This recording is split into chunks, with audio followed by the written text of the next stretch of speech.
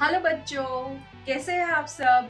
मैं हूं डॉक्टर ख्याति गुप्ता और आप सबका स्वागत है द्रोण दृष्टि साइंस एकेडमी में the vision of Drona for every Arjun. तो आज हम सीखने वाले हैं सेल साइकिल। तो चलो शुरू करते हैं सेल साइकिल। तो चलो स्टूडेंट्स शुरू करते हैं सेल साइकिल। तो सेल साइकिल जो होती है उसके दो बेसिक फेसेस होते हैं। एक होता है हमारा इंटरफेस और दूसरा जो होता है वो है हमारा एम फेस। तो ये जो इंटरफेस होता है, इंटरफेस में हमें ये तीन तरीके के जो फेसेस है वो देखने को मिलते हैं। ठीक है, तो इंटरफेस जो है उसमें तीन फेसेस देखने को मिलते हैं। एक होता है G1 फेस जिसको हम गेप 1 फेस और एंटी फेस भी बोल सकते हैं। दूसरा जो होता है वो सिंथेटिक फेस होता है जिसमें कुछ सिंथेसिस हो रहा है। और तीसरा जो होता है वो G2 फेस होता है जिसको हम गेप 2 फेस भी बोलते हैं।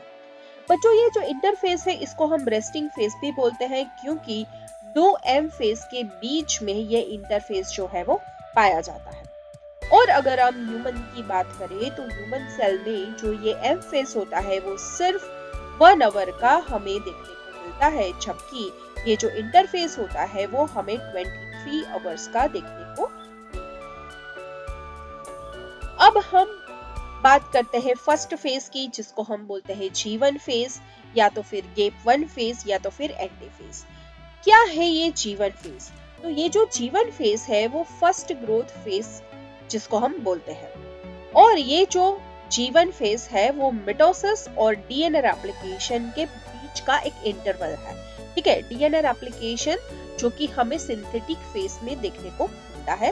तो जहां पे आपका मिटोसिस खत्म होता है वो मिटोसिस और डीएनए रेप्लिकेशन के बीच का जो इंटरवल है वो है ये G1 फेज। मेन इवेंट्स हमें क्या देखने को मिलती है G1 फेज में? तो यहाँ पे G1 फेज में सेल का कंटिन्यूअस ग्रोथ होता है। सेल जो है वो मेटाबॉलिकली एक्टिव बन जाता है और ये जो G1 फेज है उसमें सिंथेटिक फेज में होने वाले डीएनए रेप्लिकेशन के लिए मशीनरी प्रिपेयर होती है।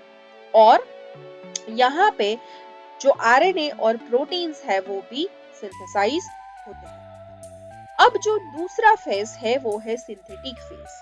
तो सिंथेटिक फेज में हमें डीएनए रेप्लिकेशन देखने को मिलता है।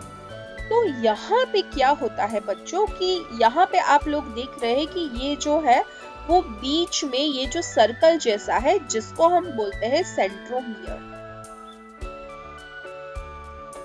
तो अगर आप एक सेंट्रोमियर देख रहे हो इस क्रोमोसोम में तो इसका मतलब है कि एक ही क्रोमोसोम है।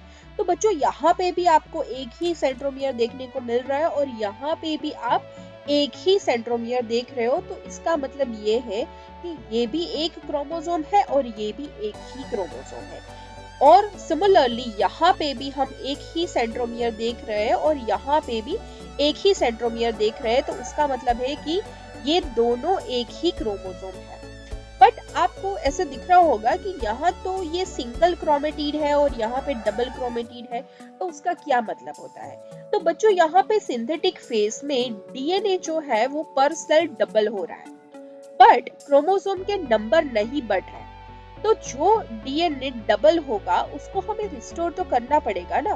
तो ये रिस्टोर करने के लिए हम एक सिस्टर क्रोमेटिड बढ़ा रहे हैं जिसमें ये डबल जो डीएनए हुआ है वो स्टोर हो सकता है। बट याद रखो बच्चों, सिंथेटिक फेज में डीएनए डबल हो रहा है, क्रोमोसोम नंबर नहीं बढ़ रहे। ये क्वेश्चन आपको नीट में पूछा जा सकता है।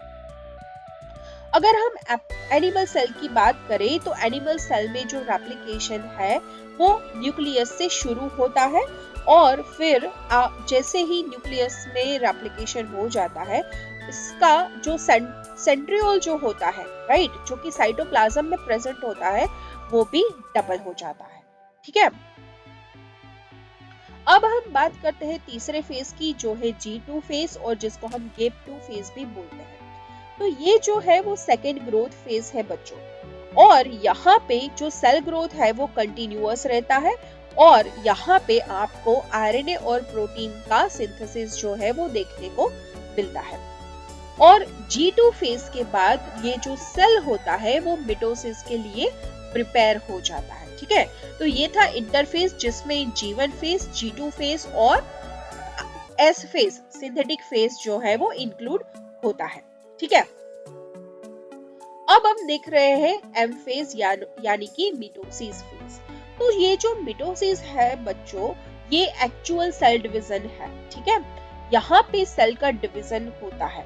तो ह्यूमन साइकिल में जैसे हमने बोला कि ये जो एम फेज जो है वो सिर्फ 1 घंटे का हमें देखने को मिलता है, जबकि इंटरफेज जो है वो हमें 23 आवर्स का देखने को मिलता है। अगर हम एम फेज की बात करें तो यहाँ पे हमें 2 तरीके की इवेंट्स देखने को मिलती है। एक को हम बोलते हैं कैरियोकाइनेसिस और दूसरे को हम बोलते हैं साइटोकाइनेसिस। तो क्या है कैरियोकाइनेसिस? कैरियोकाइनेसिस जो है वो न्यूक्लियर डिवीजन है। न्यूक्लियस में जो भी मटेरियल है उसका डिवीजन होता है, उसका डुप्लीकेशन होता है।